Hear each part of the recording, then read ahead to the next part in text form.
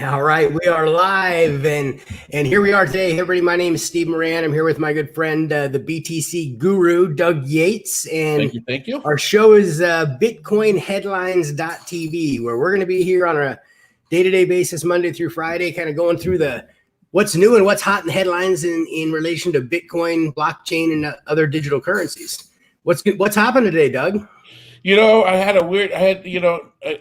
I get up early in the morning, I do some meditation, and then I jump into my day. And a big part of my day is just like you just said, looking at the Bitcoin headlines and the blockchain headlines. I'm in that business.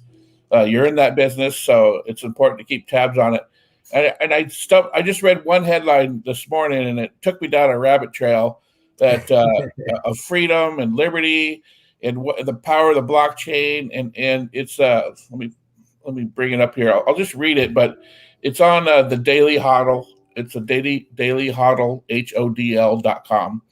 And the headlines: Pro Bitcoin Trade Group signals fresh push for mainstream crypto. And basically the gist of it is there's some titans in the blockchain and Bitcoin world coming together.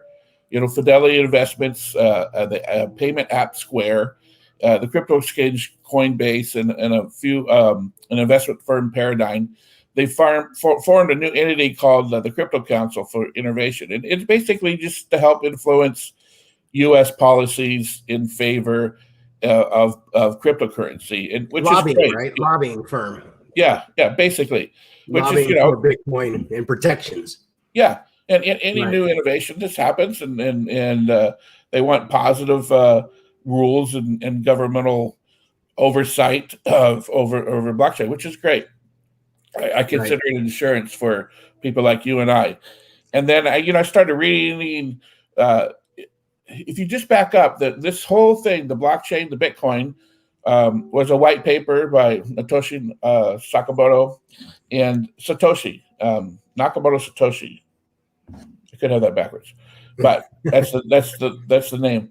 And this person, which nobody knows who it is, just wrote this very simple digital currency algorithm formula, and then coded it. And it's open source. And open source means you can go look at it, so there's no hidden weird things in there where he gets a little piece of everybody's money or that kind of stuff, or she. It could be a he or she, who knows.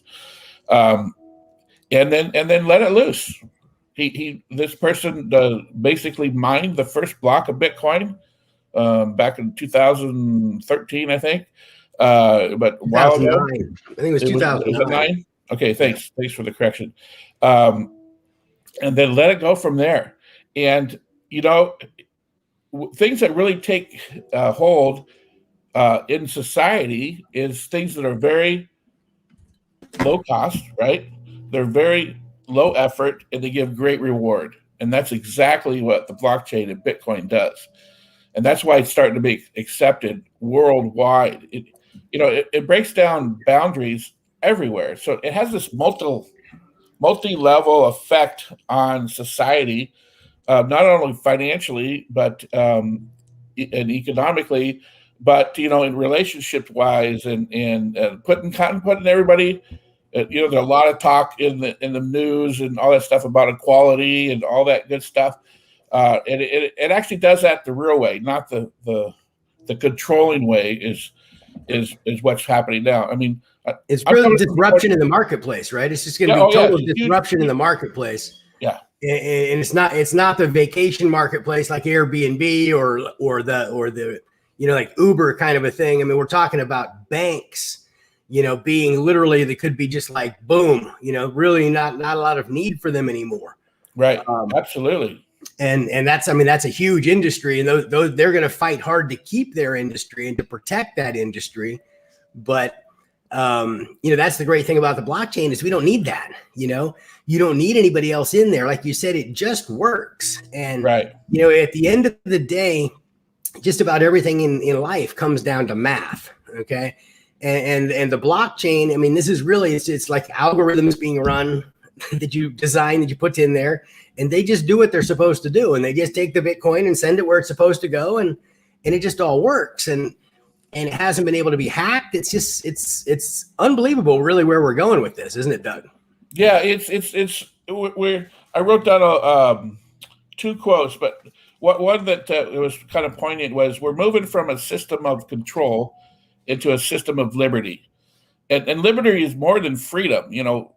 Freedom, liberty gives you the freedom to make the decisions that you think is best for your life and your family's life, as long as you're not, negatively affecting or injuring somebody else. I mean, it's the American way, if you want to put it that way, but it's the golden rule: love your neighbor as yourself. This is worldwide type of stuff. Yeah. And another quote I thought was awesome was, the blockchain is the financial equivalent of liberty. And that's it's beautiful. If you really think about it deeply, you can bring a tear to your eye, because what do we all want? We want the freedom to raise our family, carry out our business in an honest and productive way, and be rewarded for that. And that's blockchain pretty much does that. And you said it perfectly, Steve. It just carries out its business. There's no agenda in the blockchain. Yeah, it just does what it's supposed to do. Yeah, if I want to send something to you, Steve, for whatever reason I want to do it, I can do it. If I want to do it instantly. Yeah, instantly. Think about all the people in third world countries, okay, that can't even have a bank account, right? They can't even access a bank account. And if you wanted to send money over and help somebody over there and do something, you've got to all kinds of hoops you have to jump through. You got to jump through all these different hoops, and you got these service fees and all these other kinds of things. And literally you can just send them Bitcoin, and it's just, you might have a small fee on it depending upon what's going on in the blockchain, but it's instantaneous, and they can take that and they can run with it. And that's got to scare the banks, a lot. It's like, look at all the banks that there are, right? Right. I mean, you could create a wallet without any type of identification. If I got a buddy in Nigeria that I want to help out, I'd tell him to create a wallet. I could send resources, Bitcoin to him, and he could use them how he sees fit. And it's nobody else's business between him and I. And the blockchain doesn't care. It's like driving on a freeway. As you're driving, you don't care where the person next to you is going, as long as they don't hit you. You just want to get to your destination. They want to get to their destination, and that's what the blockchain does. A system of liberty. Let me give it like be compared to a system of control. In reality, in the United States, income tax are voluntary. But if you don't file, there's a gun to your head, and they say, well, you have the choice not to file or to pay them or not. But if you don't pay them, we may pull this trigger. So that's a system of control, a system of liberty. That gun's not there, and you can make the best decision possible for you and your family. Yeah, it's just wild, because it's really just peer to peer, because anybody now, as long as they've got, either a phone, and, most people, even in other countries, I mean, they've got a phone, they've got a smartphone. Smartphones, remember when we were kids growing up, Doug? I mean, I remember, when I got my first job, it was like you had to get a job within about 10 or 15 miles of where you lived, but just because that's just the way that the world was, right? Yeah, we were connected by wire. Now we have the internet, and I mean, talk about true global. It's amazing. I mean, my wife I met in, she's from the Philippines, and I met her and we video chatted. She's on the other side of the world, and we talk and build a relationship. It's like that. I mean, life is just so different, and that's the same thing that's happening with this evolution of currency that people need to understand.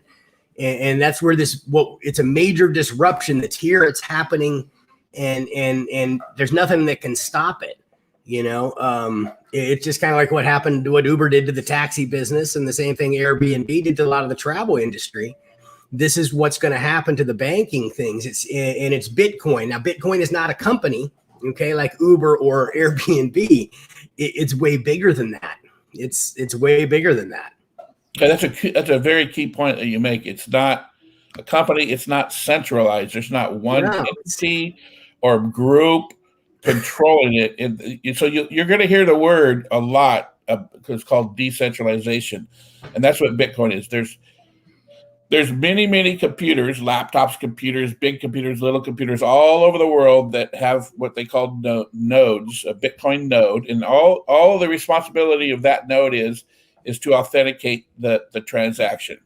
And there's algorithms that do that. And if the transaction and they're not just verified once either, right, Doug? I mean, they're verified multiple it's got to be multiple. Exactly. Right.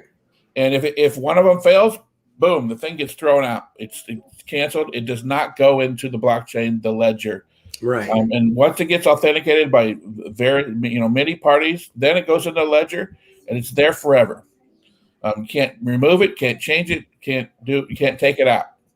And that is the power of the simplicity and the power of knowledge. I mean, this basically, what gives you power?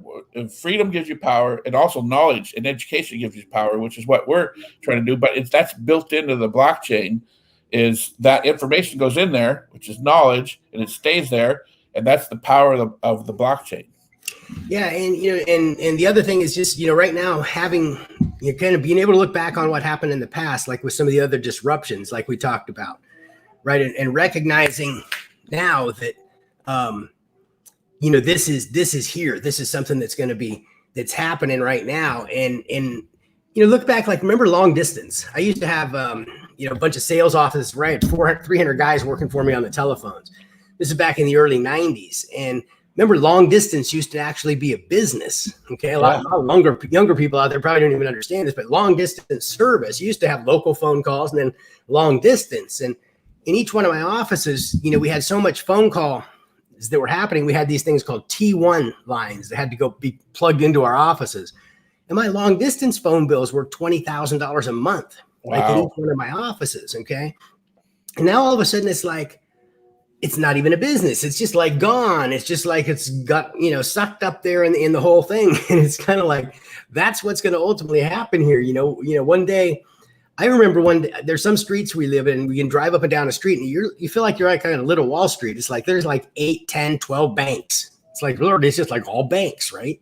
Yeah. It's like, I wonder what those things are going to be like in 5 years. It's going to be different. Another good. You got zero interest rates too, right? So it's like, yeah. They don't give you any money or any interest to put your money in there. There's no incentive to put your money in the bank at zero interest. Yeah, right. It kind of flipped when banks first started. They really needed us, and so they really catered to us, right? Right, and then they got to the point now where they don't even talk to us, and they want it all to be automated. Yeah, exactly. Okay, yeah. They automate themselves right out of a deal now to where. Yeah, and also we're the nuisance now. The customers. Wow, those customers are always impeding on our business. They're going to figure out how many $35 service charges they can figure out how to get out of you all the time. Yeah, absolutely. And the blockchain and the company. So there's this blockchain revolution happening, and then there's companies that are launching themselves in this new blockchain era that are. They need us. We are the power that they need to fuel their company, and so that's their catering to us and providing great services, stuff that will actually help us. We can choose or not choose to use them, and that's beauty. Another good example. You had the long distance example in the banking. Remember Blockbuster used to go in and rent your videos for them, right? Yeah. And then all of a sudden Netflix came in and subscription service, Amazon and all that came in, and Blockbuster didn't change. And what happened? They just disappeared. Almost every business in the physical world is disappearing, especially now after this pandemic, because now everybody's learned how to work remotely, and being an entrepreneur and being involved in the internet since its inception. I've been able to, like yourself, we've been able to develop a team of people that helps us do things that, we don't really want to do. And they do really good work for, very good, prices and things like that. The world's so connected in that respect now. So it's a great time to, be alive and be able to participate in all this stuff. It's pretty cool. Yeah, absolutely. Hey, a good resource for, if you're interested in doing your own research and the blockchain and Bitcoin, there's a website called CoinMarketCap .com. I'm sure it's .com. A lot of, just so you know, a lot of websites in the blockchain world in .io. So that's kind of the up and coming for that. But coinmarketcap.com. And you can just go in there and you can check out you can type in every coin has a symbol. Bitcoin has a symbol called BTC. And you can type it in and just look at the history of the prices. You can look where you can exchange, and an exchange is where you exchange fiat dollars, like US dollars. Yeah, I think on CoinMarketCap, if you go there, I think it actually shows you like the top 100 coins in order. So you can see like market cap, what's the most valuable, what's the next most valuable, and kind of so on down the road. So yeah. And you'll notice that Bitcoin, it has the half of the market cap, $1 trillion. And then you add up all the other coins, and there's another $1 trillion sitting there. And it's only going to get bigger. It's going to, next month when we have our broadcast, we're going to probably be talking about 3-4 trillion instead of 2 trillion. It's growing quickly. Well, and the other things that we're going to be talking about too is, in the physical world, okay, there's IPOs, initial public offerings, right, on companies. And in the blockchain world, when companies come out and start to roll things out, then they have what they call ICOs, okay, initial coin offerings. And, very, very similar to an IPO, but there's, not the same people are getting involved in it. That's the same thing. It's totally, totally different as far as that animal goes. You can really, if you get in and start to study this, you can be made aware of things that other people don't know about. And you can go in and literally for pennies, there's some amazing stories for people that have, put pennies in and made millions of dollars. Oh, yeah. Oh, absolutely. So. The blockchain is future. I know, I'll let you know personally, I'm in 100%. All my personal finances, my business. I'm in the business here with Steve and helping educate you 1 by 1, 10 by 10, 100 by 100, 1,000 by 1,000 about blockchain and Bitcoin. I also part owner in a IT company that is an entrepreneurial ecosystem. It's a social system run on the blockchain. It has its own alternate coin, all that stuff. I'm in this industry because, first of all, it's fascinating. It's exciting. I wake up every day totally excited, and it's life changing, and it's the future. And so, like I said yesterday, the future's bright. Just what was that? It was the Eagles. What are the Eagles? The future's bright. You got to wear shades. That song that. Yeah, there you go. Future's so bright. Yeah. Yeah, it's really great time to be here and check this stuff out. What's you got anything else to add for today here, Doug? Or no, but stay tuned. We keep our audience is growing on a daily basis, which is awesome.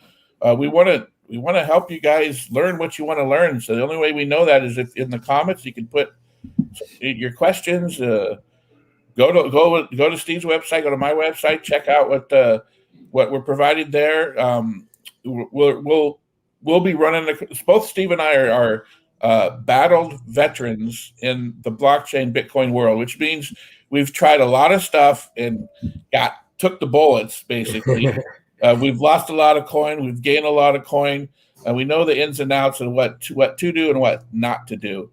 And then while we go through this process, I try everything just because that's my mindset. I'm going to see what works and what doesn't. And then I share that with others. And Steve's the same way. It's interesting. I mean, you get involved in this, Doug, and you start diving into it and you find different opportunities that pop up, right? Right, exactly. Once I started really delving into this after my initial success from what, story I told you yesterday with my son pointing me to Ripple, I found out there's, these ICOs, these coin offerings. I thought that kind of really fascinated me. And, I found a company out in the Philippines that had a casino, and they were looking at putting together an initial coin offering because they owned a whole bunch of offshore, casinos where they do online, take online transactions. And up until that point, I mean, they were pretty much all the money that comes in is on credit cards. Yeah. And very, very high rates in that sector. Okay. And you get a lot of chargeback and you got a lot of identity theft. So there's a tremendous amount of loss. Okay. That just is unavoidable when you're dealing with that. And, so, they wanted to come up with this thing called BetChip, and it was, going to be a little coin for people where they can come in and they use Bitcoin and stuff and do all of their transactions. And, it saved them, just millions of dollars a year. It saved them just by being able to cut out that credit card transaction. So this is the thing you got to look at, guys. This is why this is so big. I mean, if all of a sudden a company who's making, can just all of a sudden make an extra $1 million a year by doing nothing different, and you get rid of your risk, as a business, depending upon the business you're in, there's a lot of returns, there's chargebacks or there's potential issues, and it's nothing worse than as being a business owner than waking up in the morning and going and looking at your bank and finding that something happened because somebody was arguing with you or disputing with you about something, right? When the blockchain, there's no chargebacks. Okay. There's no chargebacks. There's none of this other stuff that ever can happen. Once the transaction's done, you're not being held hostage by something else, which I think is pretty important for people to understand too. And that's one of the reasons that, again, everything's going in this direction is because, banks, okay, when you talk about banks, and you're also going to be talking literally like Visa and MasterCard, they're starting to align themselves with cryptocurrencies because they see the banks are going to be like going by the wayside, right? Yeah, absolutely. They're going to be going by the wayside. So, Visa's going to no longer be clearing anything through banks. They're doing it all on the blockchain. They're using stable coins and Bitcoin, and they know because they know that, like, if we can't beat them, join them, right? That's their deal. Plus, it's a great business decision. I mean, it's the network is very efficient. The Bitcoin network, it's been down once, way at the early beginning because of error in the code, but it has never been down since, and it'll never go down. There's not much to it, so it's very simple. So there's not a lot of parts to break.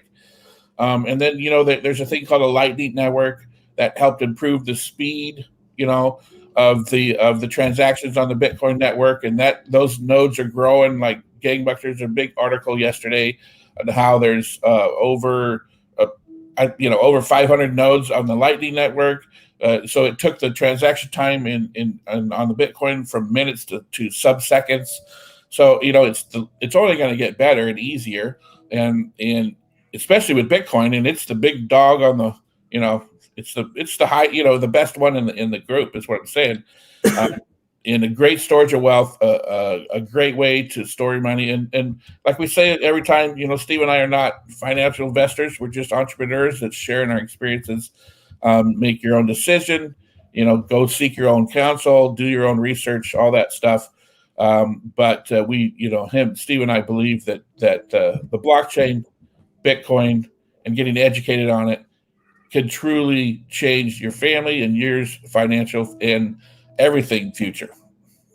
Yeah, think about it this way. It's kind of like, wouldn't you have liked to, if you knew that Uber was coming, okay, and you knew that Airbnb was coming, back then, honestly, and you knew what it was going to do to the industries that it was entering, right? Wouldn't you have wanted to invest in that and take advantage of that?